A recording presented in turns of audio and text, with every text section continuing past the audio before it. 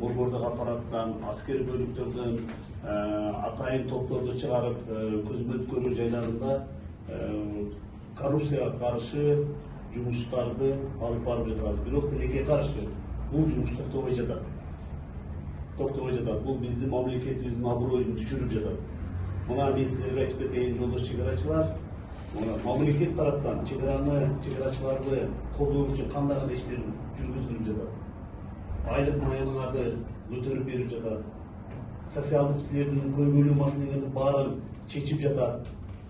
Бүт силерге шарттуу кызмат кылуу үчүн шарттарды түзүп берип жатат. А бизде бүгүнкү күндө эмне болуп жатат?